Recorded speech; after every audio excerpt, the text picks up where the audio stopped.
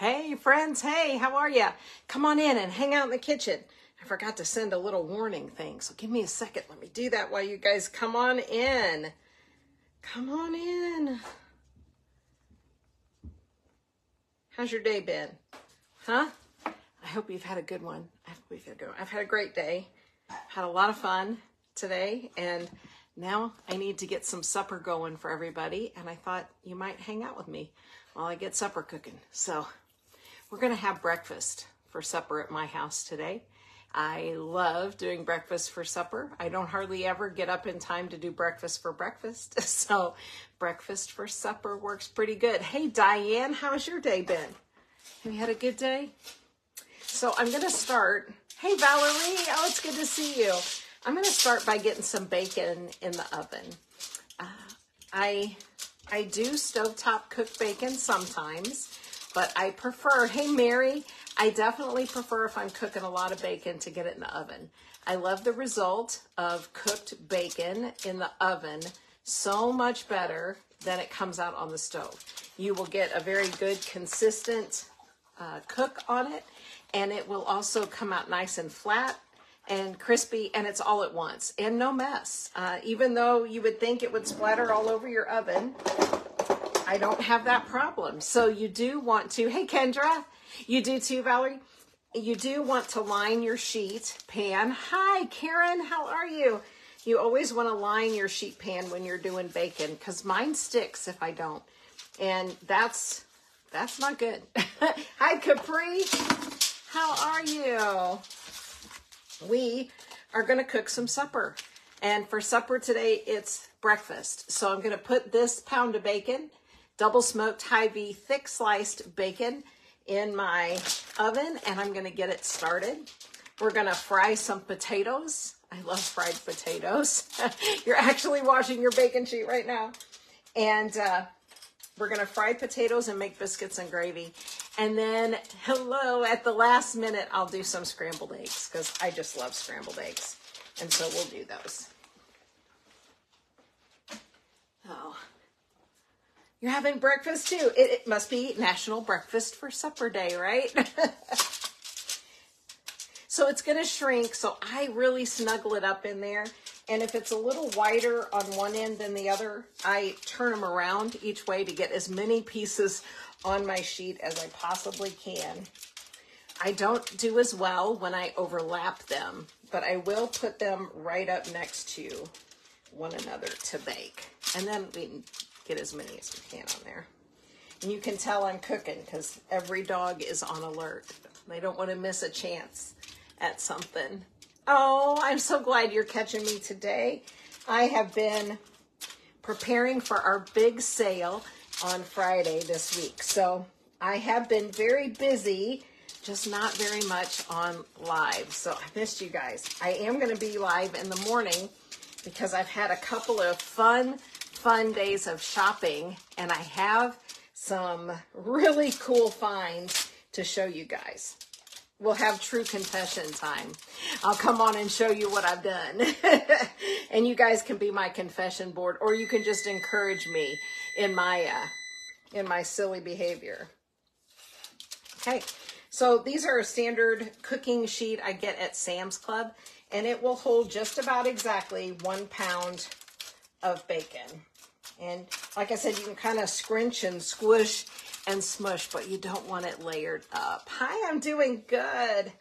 Getting some, you can call it Brenner, or you can call it Bupper. What would you call breakfast for supper?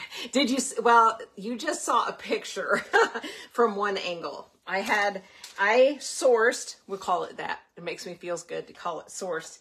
I sourced from all the avenues in the last couple of days. I have marketplaced, I have antique mauled, I have garage saled, I have done it all. So there we go. Okay, so what's on there? I do check my bacon packages at the store. I am that lady who will stand there flipping up the little windows on the back to find the meatiest bacon I can, because, you know, that's my money. So I'm gonna get the best of it I can. So this goes in the oven. It takes about 20 minutes on 375. You can do it faster. You can crank the temperature up to like 425. You just have to keep a little closer eye on it than I normally do. So 375, about 20 minutes, and we'll give it a check. So I'm just going to set a timer as soon as I find the right one, and that'll keep us hopefully on target. It may not. All right, so while that's going, let's get some potatoes peeled. I am making you breakfast, Linda. We're going to do bacon in the oven. We're going to do biscuits and gravy from scratch. We're going to do fried potatoes and onions. And then just before supper, I will scramble some eggs. My nose, you know, Capri, my nose isn't always as reliable. So now I set my timer, and then half the time my fat wrist, it's a timer. Oh, you like my shirt? This is a Marketplace shirt. I got a whole bag of shirts for $10 last week. So, hey, I have shirts now. I was just talking to my friend Sharon on here, who I've been shopping with the last couple of days. When you are a thrifter or, you know, a secondhand shopper like I am, everything I own comes secondhand. You have to get what comes. You have what you have when it comes. That's what I want to say. Now, I just said from scratch, I'm making my biscuits with Jiffy baking mix. That's right. Now, I would have used my scratch recipe, but I can't find my can of shortening. So this is it. I can't tell the difference. I'll tell you the truth. I use Bisquick, I use Jiffy Mix, and sometimes I make them from scratch. I'm not even opposed to popping a can, given the day, but today we're using this one. And this is one of those super easy mixes. The recipe, I will read it to you so I don't lie, is 2 cups of baking mix to 2/3, hey Esther, of a cup of milk. That's all there is to it. And this just has your flour, shortening, and baking powder already in it. So I will always take help from the grocery store, and I refuse to be ashamed. I refuse. All right, so I'm going to make a double batch. I love biscuits. Now, most of the time we wind up pitching out our leftover biscuits. But if I went to all the trouble to mix them up, roll them up, pat them out, put them on a pan like the baker man, and I didn't have enough biscuits and I had to do all that process again, that would drive me nuts. So I'll just do a double batch, and we'll just make sure we have plenty the first time around. So I need 4 cups of mix. And I know that the thing of measuring cups I grabbed didn't happen to have the 1 cup on it. So let me grab another set. This is usually Adeline's playing set here. Save this box for journal. That would be a big journal for me. Yeah, that would be a big one. Mayonnaise, self-rising flour and mayonnaise. Ooh, I would like to see your recipe. I never seen one like with mayonnaise. I love mayonnaise. I'm guessing it would kind of do what buttermilk would do, maybe. Okay, my box is too full for me to squeeze my measuring cup down in there, so I'm just shaking it out. It's a very fluid recipe. We can add a little more milk or add a little bit more mix if I don't guess right. You know me, I'm not a scientist. I'm a cook, y'all. Just a cook. And my mix is really packed down in there. Hi, Patty Smith. How are you? There's 2. Now it's moving. There's 3. And there's 4. And I have another baking sheet out. I always cover my baking sheets either with parchment or foil. Yeah, it's true. Eggs and oil. Absolutely. So my cookie sheets look terrible, but I always cover them. So that's how I forgive myself. And then we need 4/3 of a cup of milk because it called for 2/3. So we need 4/3. So this is a 2/3 cup. I'm doing good. I hope you guys are doing okay. All right, and we'll just have to test it, all right, and see how it looks. Will it move? Now, the trick with any biscuit, whether you're making a scratch, oh, do you like that? My son-in-law, Vinny, from Nickel Knacks, I just saw him come on. He did this for me. I had bought a heat press and all this stuff, and I told him to take it home and figure out how to do it. And so he is working on us some t-shirt designs and some apron designs. And this is one of the ones he worked on for us. All right, you don't want to overmix a biscuit. That's the worst thing you can do with a biscuit. That's how they get tough. You can see, maybe you can't. It's really wet. It's really wet. So I'm just turning it until I get my milk absorbed. And now it's time to get rid of my jewelry. It's gotta go. And I'm just gonna take a handful of my Jiffy Mix and I'm gonna put it right out here on my cutting board. Tell me, you guys, if we were gonna do some apparel and it would have sayings that crafters would enjoy, would you rather have t-shirts or aprons? You guys wear aprons or is it just me? We could do both. We talked about doing t-shirts, tote bags, and or aprons. So anyway, I've been thinking about, okay. I can't do it without getting my hands in it. So I got over that a long time ago. My hands are clean. I washed them just for you. So I've got a pile of my biscuit mix right here on my little cutting board. And I'm just going to scoop this incredibly wet. Sharon, you like t-shirts? You like both, Kendra? Right out onto that.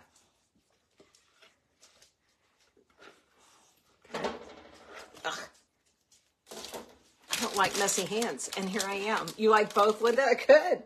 And then I'm just going to sprinkle a good amount of that biscuit mix on the top. Apron or tote, Valerie? Okay. And I'm just, let me try to get some of that off my fingers because that's just a lot. Okay. And you don't want to overwork your biscuits, all the things, Patty. I love that. You don't want to overwork it. You want to touch this as little as possible, but you want it to get dry enough to work with. Okay. So I've just kind of gathered it. It is super sticky, super sticky. And then I'm just going to fold it over and I'm going to pat it in. Okay. And I still have biscuit mix on the top. I can see it there. Oh, you know, sometimes if you let me know though, we will do everything in our power to find them. Okay. I was a 5X girl for years and years and years and years. And I understand. Okay. I flipped it now twice and I'm patting it out and I still have biscuit mix on top. That's my only judge to know whether I need some more mix or flour, whatever you're using, sprinkled on here. So that was 2 folds. Here comes number 3. Again, I just folded it and I'm patting it out. I'm feeling a little bit of stickiness, but it's not sticking to my board. It's really wet on this side. So another little pinch of mix just to coat that up. Okay. We've had 3 turns. We're going for 5, no more than 6. Okay. So here comes 4. I'm just patting it back down. You can see I still have lots of flour. Okay. So let's get 5. And we're working on getting a nice, kind of a good square shape. I don't have any sticky spots. That's pretty much your judgment that it's good, that you have turned it and flipped it enough. So that was 5 half folds. Hey, Christina. And now I'm just gently pushing it out to my desired thickness. I like mine kind of tall. You can do them however you like them. My mom and I were a biscuit eating team. She loved the crusty tops and bottoms while I preferred the gooey middles. So we shared biscuits. My mom and I did. Okay, let me toss this over here and give my hand a quick rinse because I can't stand it.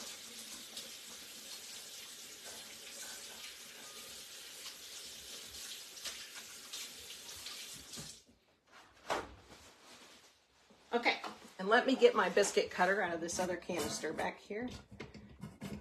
I didn't prep very much for you guys today, so you'll see me wandering around the kitchen as I gather up things. Thankfully, it's a little kitchen. So this is what I use for a biscuit cutter. It really is a biscuit cutter. You can see that I haven't always been kind to it. It's all bent up and twisted. I know, Becky. I know. My mama would say that too, but that's only because we could share, because she would want these things as flat as a cookie and crispy crunchy all the way through. Okay, so when you cut your biscuits, I like mine kind of thick. This is probably almost an inch tall. Yeah. I don't know what Adeline is up to. Ask her daddy. He was on here. He's been having a weird schedule this week, so hers been a little bit different. A glass works great. An old tin can is a great biscuit cutter. You just cut both ends out of it and keep that thing And you want to do them in an orderly fashion because you don't want to have to work your biscuit dough any more than you have to. If you want your biscuits more crispy, spread them out. If you want them taller, touch them side to side, okay? And we're going to try to cut as close as we can so we have the least amount of scrap left over. But let me show you. See our little cross section? You can already see that it's bubbly and layery, and that's because we didn't work it very much at all. I like my biscuits every which way. I love biscuits and gravy.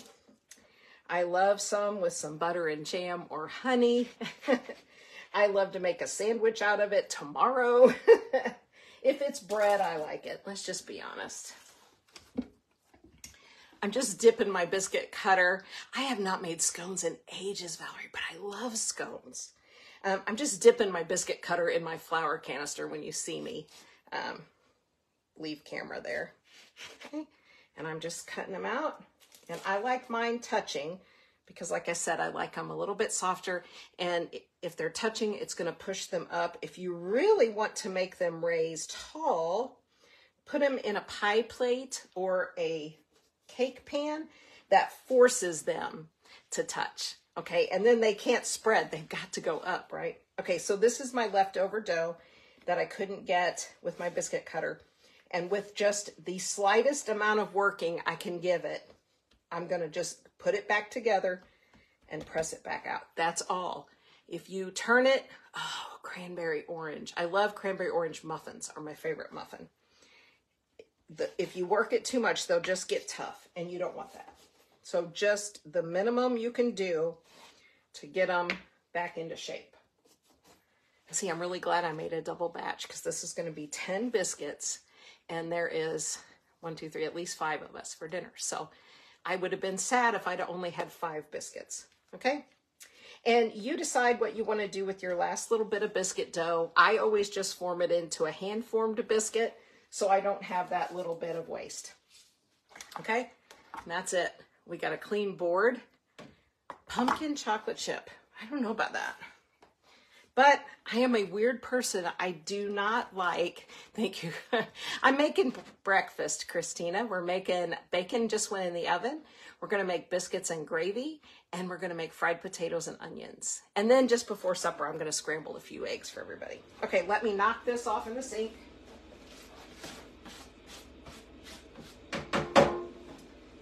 Now all I'm going to do on it is peel potatoes. So I ain't washing it just to peel potatoes. Just not doing it. Just not doing it. And I can smell my bacon starting to cook. What a wonderful smell that is. Okay, so I've got, stand here and hang out with me while I peel some potatoes. I just have one of my totes. I use these things for everything. They're flat and they're handy. I grabbed my bag of potatoes, which they need to be cooked because they're starting to look back at me. They're getting little eyes on them.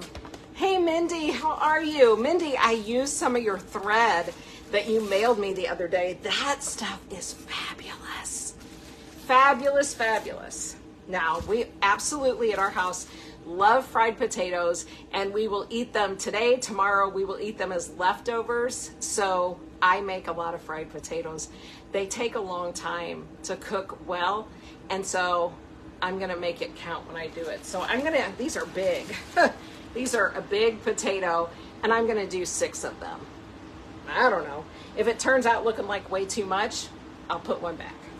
And I'm not washing them. I know, right? Sacrilege. I'm not going to wash them before I peel them because that's silly. I got to wash them after I peel them. Anyway, Mindy, it's amazing. What a wonderful gift. Hey, Miss Terry. How are you? Fried potatoes Capri are one of my very favorite things. And I'm just using my potato peeler today, or my veggie peeler. I never could learn to do mine both directions. Are you guys a back and forth peeler? I have never used avocados to dye, and I eat an avocado almost every day. I could save the skins, I just don't do it. But did you know that if your peeler has a circular curved blade like this, you can go both directions? I've been doing it one direction like this my whole life, and I know I can do this. Do you see that? You can just scrape back and forth. Well, if you get the peels out of it. And but they just fly everywhere. And I'm a creature of habit. You do it toward you like a paring knife? Huh, isn't that funny? Just however you learn. So, I gotta watch my potato though, or I'll take the top of my thumb right with it. And then I'll have fried thumb and potato, and nobody would like that. Nobody would be crazy about that. How was you guys' weather today? We were like above 40. It was amazing. It is foggy and misty, and the sun has not peeked out in 48 hours, but it's been above freezing, so that's a trade I'm gonna take. Are you guys finally warming up? Do you have the mist? I was talking with a group of friends this morning from all over the place, and everybody had fog. Ohio, Colorado, and Canada, and Missouri, all on the phone, and we all had mist. Oh, Christina, the mud has really set in here too. Every time, 62 Capri. Every time I put the dogs out now, I'm like, here comes the mess. Here comes the mess.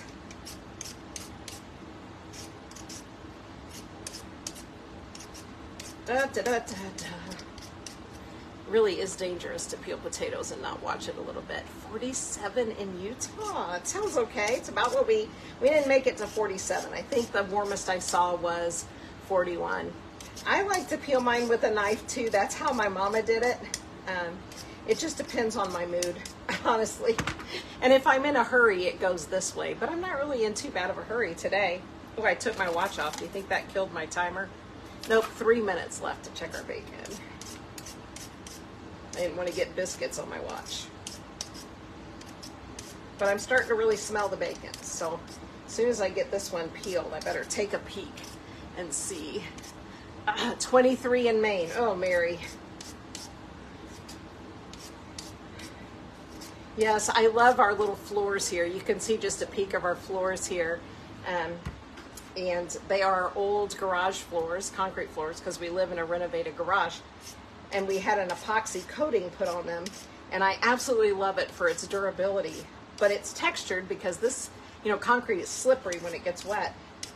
And oh, when those dogs with their muddy feet come across that textured floor, hey Terry, it is hard to get out. It is hard to get out. Okay.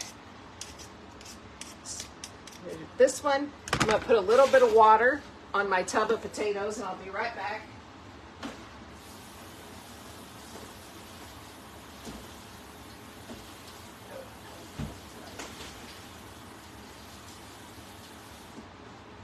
Okay. There's our potatoes and some water. Let me go dump these peels real quick.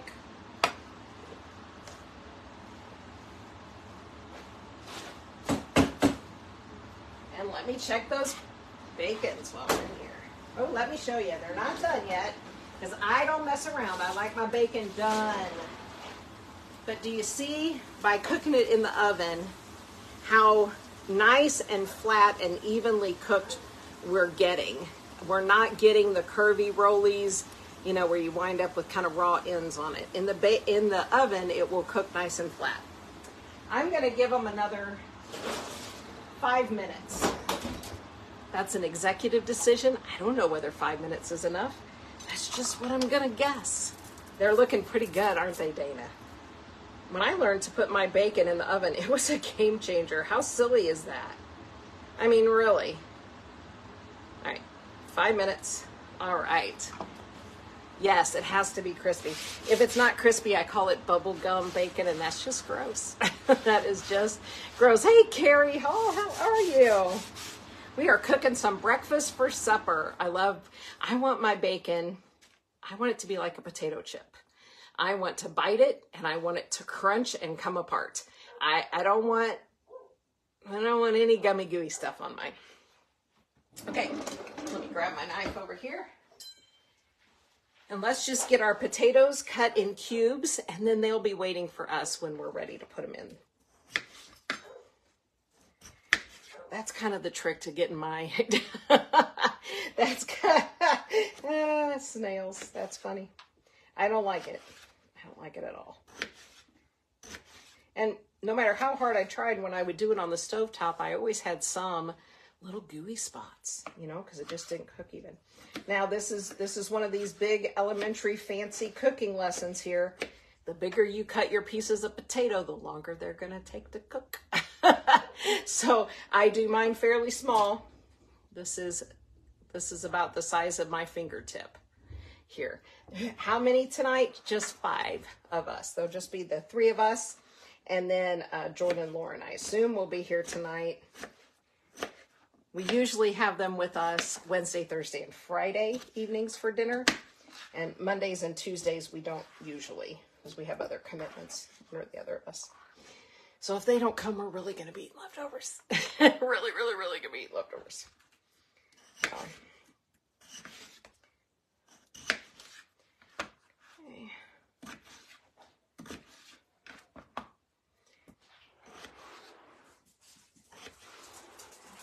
You can cut your potatoes any size cube you like them. My recommendation is that you try hard to make them all the same size. That's really going to be the determiner. It doesn't matter how big or small they are, but that they're all kind of consistent will help them to cook at the same rate. Okay. And I'm just plopping them right back in my little bit of water. That helps them rinse. The flour do. What did you say? What was the flour, Capri biscuits? Oh, hang on. I saw the other day. Oh, I have our old men's church group. Yes, I have a favorite knife, not a knife set. Okay, back to bacon when I get done. This is a Rada, R-A-D-A, boning knife. Okay? Very inexpensive. You can order them online. This is about a $4 or $5 knife. They have a great fundraising program that a lot of churches around us use. I have had many styles of their knives, but this is my favorite. I use it for everything. I haven't found anything it won't cut. Okay. The reason why, yes, it helps to crisp it up. We actually had one of our men's groups that used to do a men's breakfast, and they did deep fried bacon. I'm like, it's the last thing I need is to deep fry my bacon fat. But they tossed it in flour and seasoning and deep fried it in oil like it was swimming in it, not just laying in it. And so if you do the flour on it, as the fat cooks away, it stays stuck to the bacon.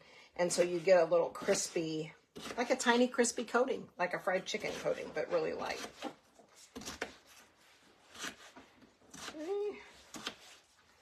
That's half our potatoes. Maybe I got carried away, huh? With 6. Too late now. Too late now. I already peeled them.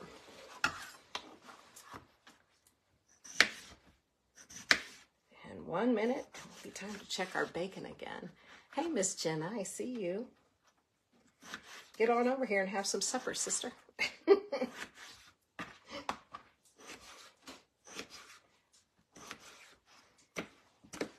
So I'm cutting mine in 4s each way is about what it's working out with these potatoes. But like I said, it's not the size of the cube. It's the consistency of the size of the cube. If you're going to go small, go all small. If you're going to go big, go all big. And if you're in a hurry to get your fried potatoes done, because they are a gift of time, fried potatoes are, they need about a half an hour in the small cubes to fry up nicely. If you don't have a half an hour to give your potatoes, throw them whole. Hey, I'm making breakfast. Biscuits, gravy, fried potatoes and onions, bacon, and some eggs. Hey, sweetheart. Jenna Nickel, that's my daughter, you guys. Okay, my timer on my watch just went off. And here is our bacon. I'm pretty happy with that. It could be about 1 minute longer for me, so I'm going to give it 1 more. And then when those come out, I'm going to increase the temperature on my oven to about 400 for the biscuits. And then we're going to do that. Okay. Hello, husband. Hello, wife. You're having leftover pot roast. I love a pot roast. My husband's favorite meal, or one of his very favorite meals, is roast. And I don't do it that often because it's kind of an all-day meal that I forget to take care of in the morning. Okay.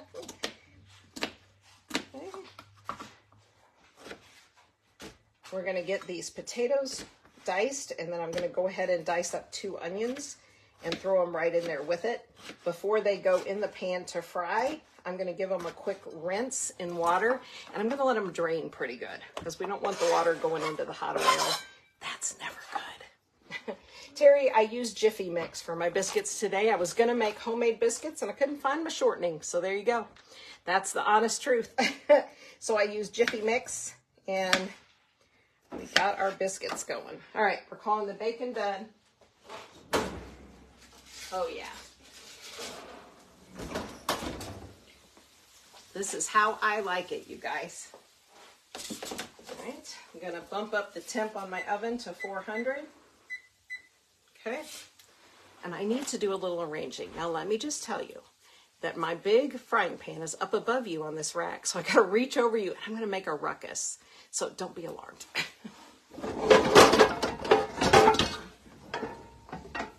Because my phone thing is right underneath my pot rack today.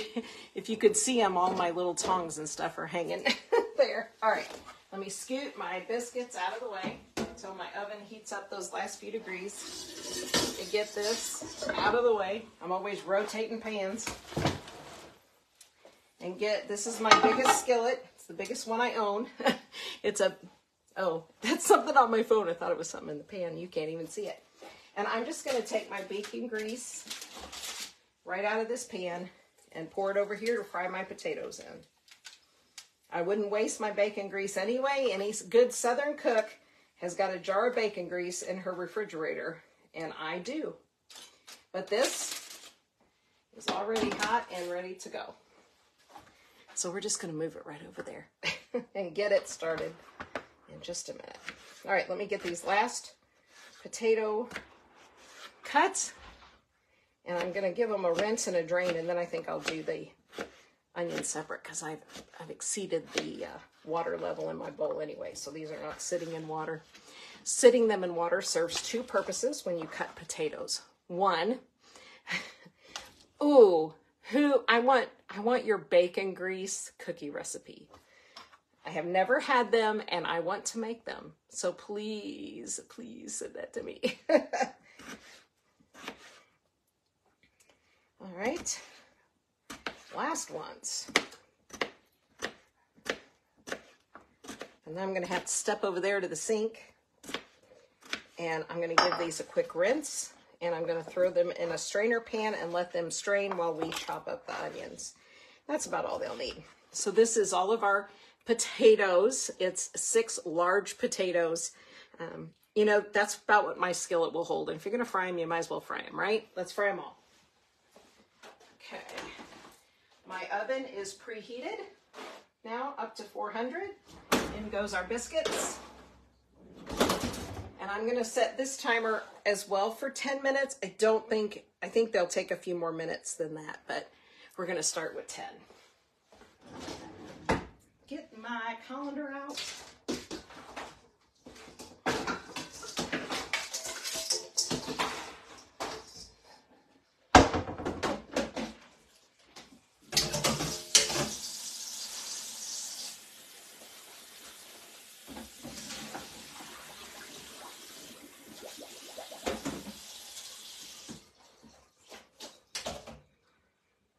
Okay. Now, we're just going to let those sit in the strainer. And let me throw the milk in the fridge.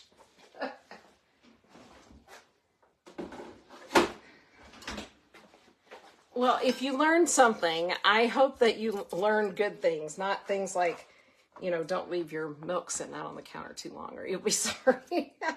Hopefully we learned something we can use. You know, it makes me feel really good to feed my family. It has been a big source of my parental confidence, a place where I felt like I was doing good or that I could do well, because sometimes when you're a mom, wins are hard to come by, right? Sometimes I worried that I wasn't doing maybe the advising part or the guidance part, or maybe sometimes even the loving in the right way part very well.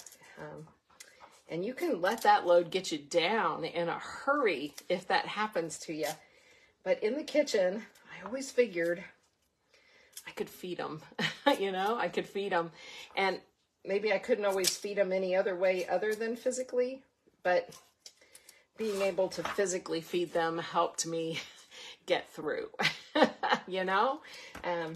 It helped me feel like even on the day when I wasn't very confident in the quality of my parenting, if I fed them, if nobody went to bed hungry, or maybe they could feel my love through some cooking, that has kind of been my saving grace sometimes. It just has been. Okay, so I just peeled my onions. I always do my onions the same way, and I forget to talk about it because I do onions every time we cook. I cut them in half. I whack off the top and bottom. That leaves me with this. And I just cut through them this way, and I cut through them this way. Some people will tell you that you have to go the third way. I figure God already cut it the third way when he put that onion in layers. And so I just cut them 2 directions. It's fast, hardly have time to work up a good cry, and it is perfectly sufficient. Okay. Hey, did you guys see my post with that big metal box? I saw some of you were guessing. So far, nobody has guessed correctly. I don't know if you can guess this one. I came around the corner at an antique mall and walked right past it. It was in a booth that was full of old cameras. And Sharon, who I was shopping with, she went over and investigated it. And I assumed it was, you know, camera parts or something, which is not in my wheelhouse. And lo and behold, it was not. It was not. And it had a pretty price tag on it. And I asked if there was a discount from that dealer, and the lady said no, but you could always make an offer. Well, I didn't know that. You could make a bid at an antique mall. I'm going to get this burner hot. I'm going to put it on high. And I said, okay. And I said, well, can you just ask them if they would take, you know, a different price and have them tell me? And she said, no, you just make an offer. And I said, well, you hate to offend somebody, you know. But anyway, I placed an offer that I thought was on the low side of acceptable, and it was accepted. And then the whole rest of the time we were in that store, all 4 stories, you guys, of a big old industrial building, I just kept saying, oh my gosh, I can't believe I got that. Oh my gosh. I hope you guys think, oh my gosh, too. And you're not going, oh my gosh. Okay. Now we want our grease to be hot before we put our potatoes in. I know that may sound silly. Of course, I'm frying something. I want my grease hot. But some things you can put in a pan when the grease is just warm and let them begin to cook in the cooled oil.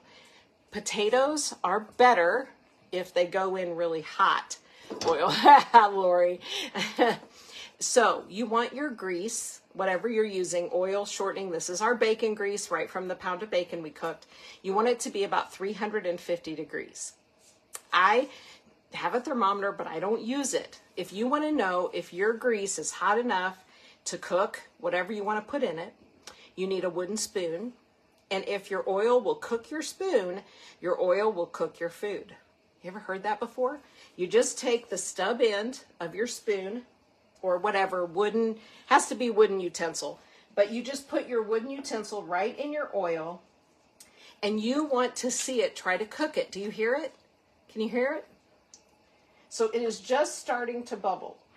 Oh, I wish you could see that. I can't get you any closer. But when I put it in there, it takes it about a second, and then it really does try to cook my spoon. You can see it begin to bubble. You can put a sprinkle of water in it. You can also, candies, ooh, I wish there was candy in that box. You can also sacrifice a potato. I literally call them a sacrificial potato. You can just take one of your French fries out of the freezer or whatever and drop it in.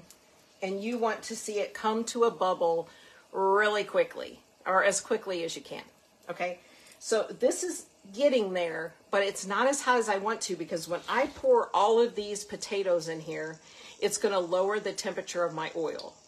And I don't want it to get it so cool that they just soak in the grease and don't get crispy. Oh, candles. No, that'd be nice. I'd rather have candies, Terry Jo. Just to tell you the truth about my personality, given the choice between candles and candy, I'd take candy every day. Yeah, I can't wait to show you guys. I will give you a hint. I'm going to have my son carry it inside for me. It took 2 young men to get that thing in my car. 2. And I said, okay, who's coming home with me to get it out of my car? And they just laughed at me. I don't understand why they wouldn't do that. Okay, the other thing you've got to have ready when you're ready to cook your potatoes is seasoning.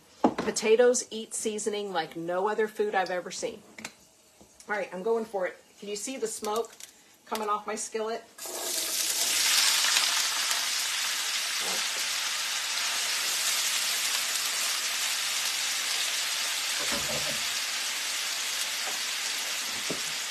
Tools. It is very heavy. It's very heavy. Okay. This is my seasoning mixture that what if it was full of buttons? Ooh, Sherry. This is my seasoning mixture that I use all the time. It is 1 part garlic, 1 part pepper, 2 parts salt. So I do a 1/2 cup of salt, 1/4 cup of pepper, and 1/4 cup of garlic, or any multiplier of that you need. I make it a quart-size jar at a time, and it is what I use. And you have got to use it, you hear me? You got to use it on your potatoes. They not only won't have any seasoning if you don't put it on there, we are going to re-season them heavily. Pennies, ooh, marbles. You guys, yeah, some interesting ideas. Okay. So I am just pouring that seasoning mix right into the lid, and I'm leaving it right here by me. The second thing that you have to do, the second thing that you absolutely must do with your potatoes is you got to leave them alone. It's really hard to leave them alone. You got to leave them alone. The best thing you could do would be to have something to do while you're doing your potatoes, so that you just walk away. Just walk on away. Jewelry. Ooh. Yeah. Okay. Let me grab a couple of paper towels. Now that my bacon has cooled, I'm going to put it on my fancy serving dish, which is the lid of my container. I'm fancy like that, you guys. And since I drained the grease off, this is really not fatty at all. But I just want to get it on a paper towel. It will help it continue to crisp up and be ready for our supper.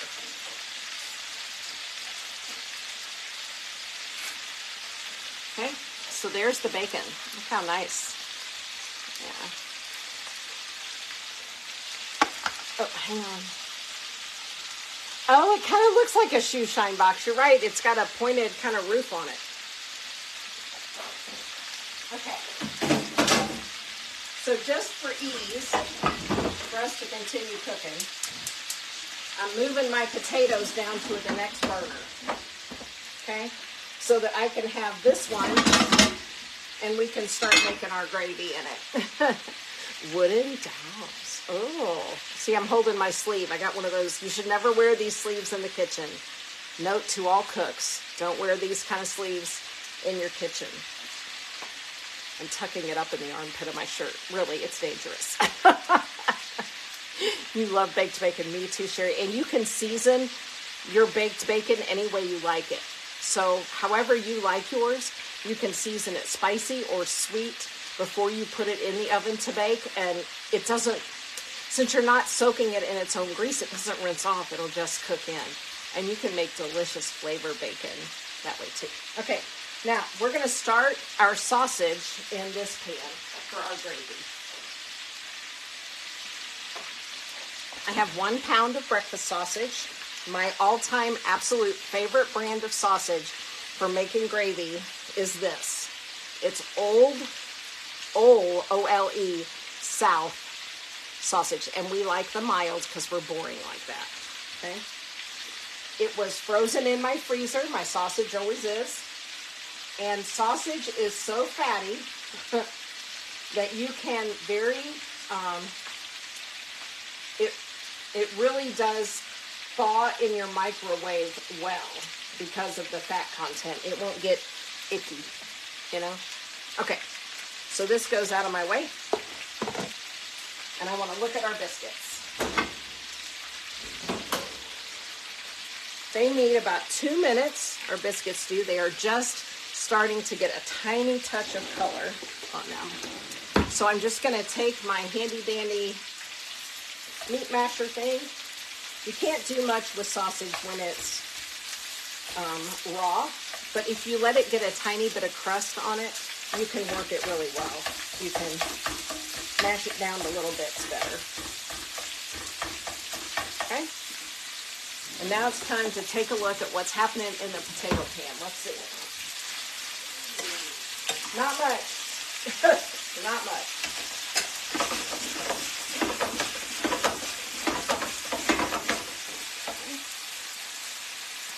There's not much cooking in the potatoes yet, but they are getting a nice grease coating on them, which helps. Let me see if I can tilt you up just a hair. Ugh. Well, just a hair would be right. 2 hands. There we go. That's better. And since I gave them a toss, I'm giving them a sprinkle. Okay? Every time we stir them, you do too, Jenny? I thought I was maybe the only person in the world that used this kind of sausage. It also has, it's pretty greasy, so it makes great gravy, you know. And we're just going to work our sausage until it's all browned up and cooked through.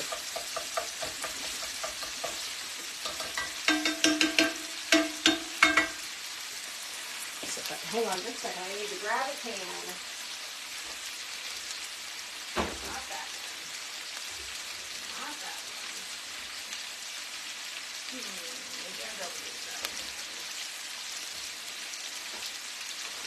Oh, there it is.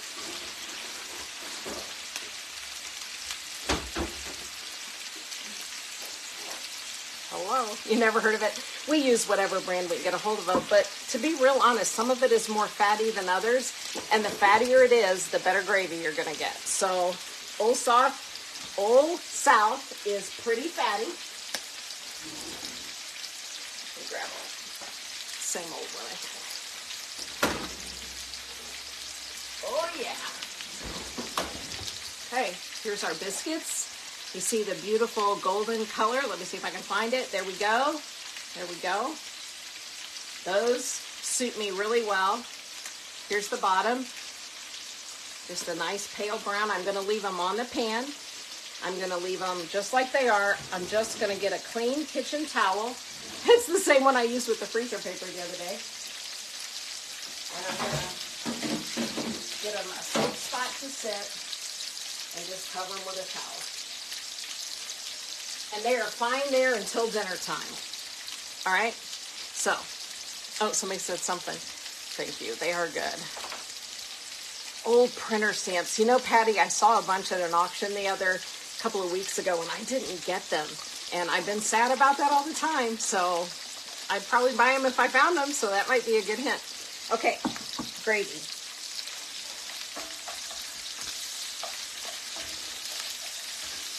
A few things about making a good breakfast gravy. They will work, the same tricks work with any gravy you're making in a pan.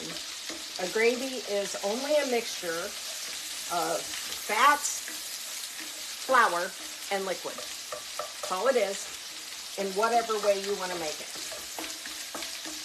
So in this plan, we have our grease from our sausage.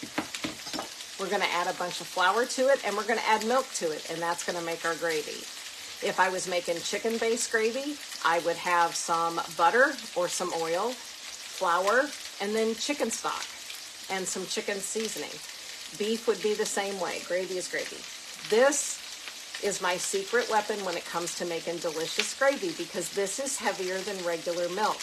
And I don't like to use heavy cream in my gravy because it's stinking expensive. So a can of evaporated milk is like double strength milk. And I will use this and milk to make my gravy, and it will thicken it up. Okay, time to shake the taters. Okay. Now, I don't know if you can see it, but we're starting to get some brown on the edges. Now, I'm going to add my onions.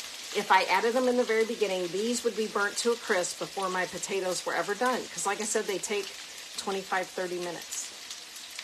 Right? And for this round, they're just going on the top. I'm not stirring them in. I'm just going to let them heat up. Okay? So we have potatoes and onions now in there. Yeah, I love gravy. I would eat gravy on a stick, I swear. Cream soups of any kind. Interesting. Okay, so my sausage now is done. I'm going to turn it down to about a medium heat. I'm going to give it a really good, I don't like my gravy super chunky. I'm just telling you, I like my meat in itty bitty bitty bits. So I give it a really good beaten at this stage so that it's in little small pieces. Okay? And I'm going to reach right over here. Oh, that's the wrong one. Hang on, please. I got to move something in my little bitty kitchen area. Here's my, ooh, I moved everything. Hello. Okay, so this is my flour canister. I am an onion fan. I absolutely am. You don't have to use any onions. You can use a little bit of onion. You can use some onion seasoning. I love them. Okay, I'm going to take flour right on top of my sausage. You do not have to remove your sausage from the pan to make gravy. Just add the flour right on top of it. And you stir that flour in. And you add flour. No, get out of here. You add flour until you no longer have puddles of grease, okay? That's how you know you got enough flour. I still have loose grease, let's call it, in here.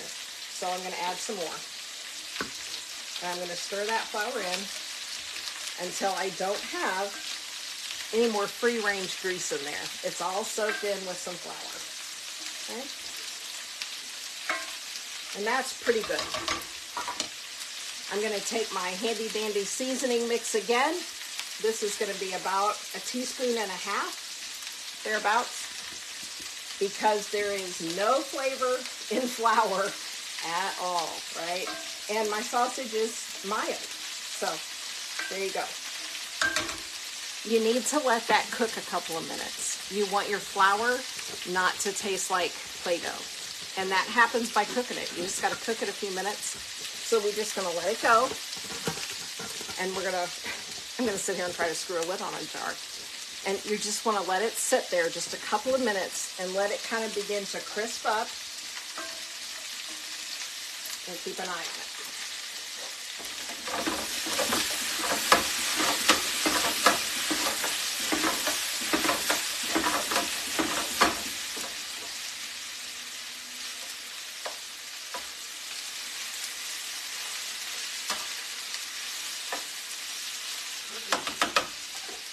Okay, we flipped our potatoes.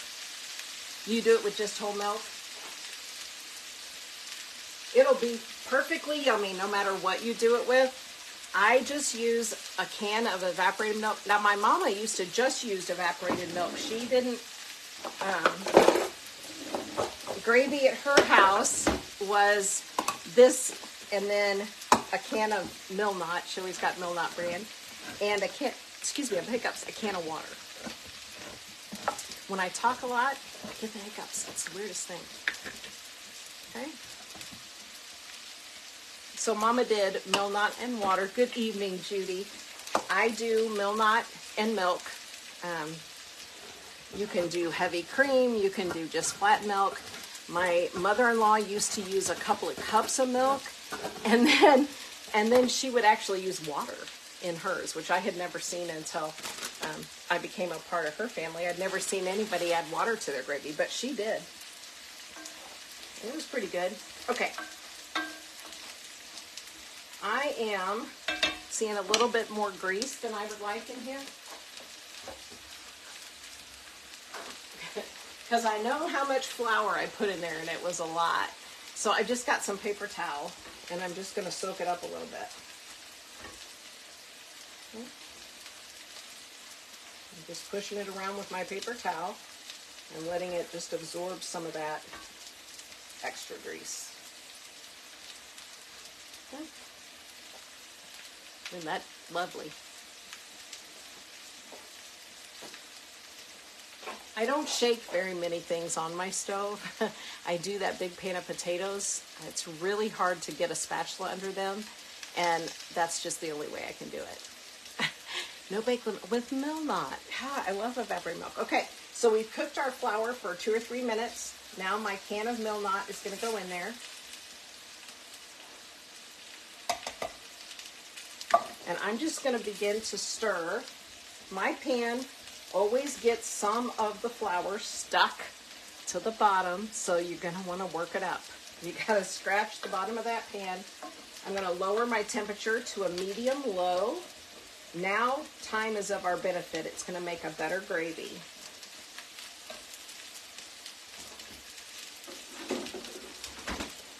And now it's all about the eyeballs. Okay, so this is super thick now. See, I need more. So now I'm going to go in with about an equal amount of just milk, and I'm going to just work. No thickening agent, no matter which one you use, is going to do its thing until it boils. So every time you add liquid, you have to wait, and you have to let your gravy or whatever it is, your soup, whatever you're thickening, you've got to let it come back to a bubble, because that's the only time that thickener is working. It's not doing anything right now except warming up. So I get it stirred in. Again, scrape up my bottom a little bit. And I'm going to let it sit until it starts to bubble. And then we're going to see how thick it is.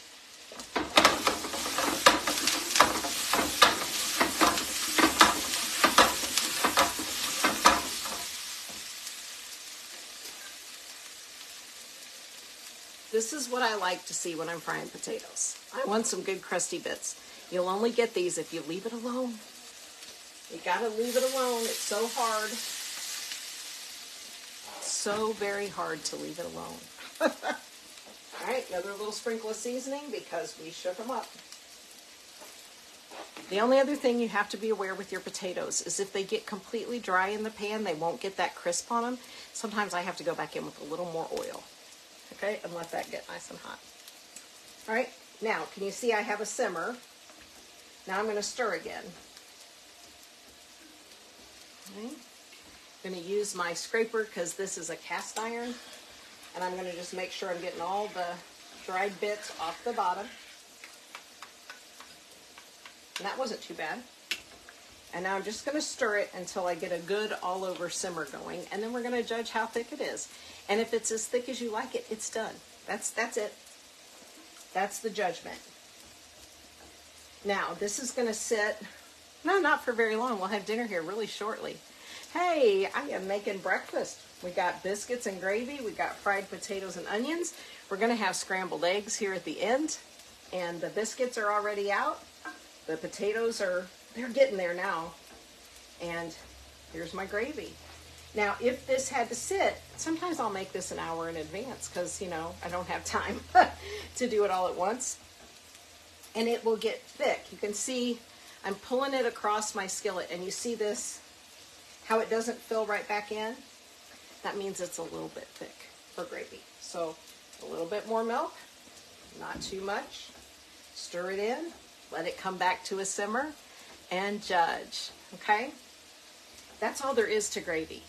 You don't want to go too crazy with your liquid because it's really hard to add thickener and get it to taste as good as it could. But you can keep thinning down a little bit at a time for a long time, okay? So just be patient. Be patient with your gravy. Okay. Make sure I don't have any good little stuck bits in there. And this is doing pretty good. Scraping across. Now do you see how that just flows right back in? It kind of builds a wall, but it flows right back over it. That's what I like to see in the thickness of my gravy. Now we just have to taste it.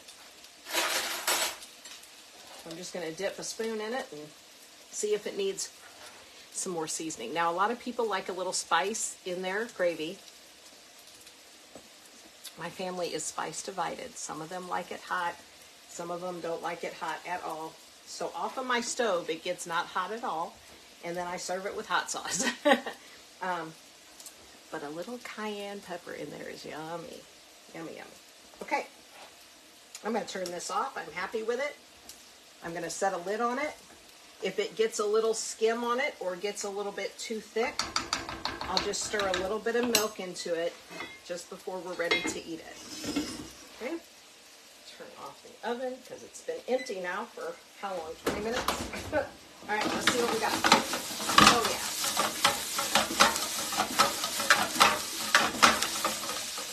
Okay, I'm going to turn these way down. I want you to see them, but I'm afraid to lift that crazy heavy pan. But can you see all of the crustiness? Hey, Carol Stinson, that we have in our fried potatoes now. Let me just switch them over here for a better look. You see that? That's how we like them. We like some crust on our potatoes. I don't mind if some of it is soft. That's okay. So that, in my book, is a successful pan of potatoes. That's what I like. Okay. I'm going to put just a last sprinkling of seasoning on it. It always amazes me how much seasoning goes into those. Okay. That's dinner, except for the eggs. I'm going to let you guys go before I make eggs because I won't do them until the other kids get here. I don't know what their time schedule looks like. So we got our fried potatoes. We have our beautiful biscuits. Turn this one off. That look like this. And we're going to have biscuits and gravy and fried potatoes and onions and scrambled eggs. And that's what we're going to eat. And no, I'm not hungry at all now. I never can sit down and eat right after I cook. Do you guys do that? I can't stand it. I'm sweating. I'm hot. So I announce it's ready and everybody charges in here to eat and I go sit down and cool off for about 15 minutes and then I get mine and sit down with them. All right, I'll see you guys in the morning and we'll talk about all the stuff I bought. I'll do true confession for you. You guys enjoy your evening. Thank you for hanging out with me while we cook today. If you have questions about something, please ask. I absolutely love to cook and I love to talk about cooking. So I'd always be happy to answer those. Have a great night, guys. I hope your dinner's delicious and you're sharing it with somebody you love.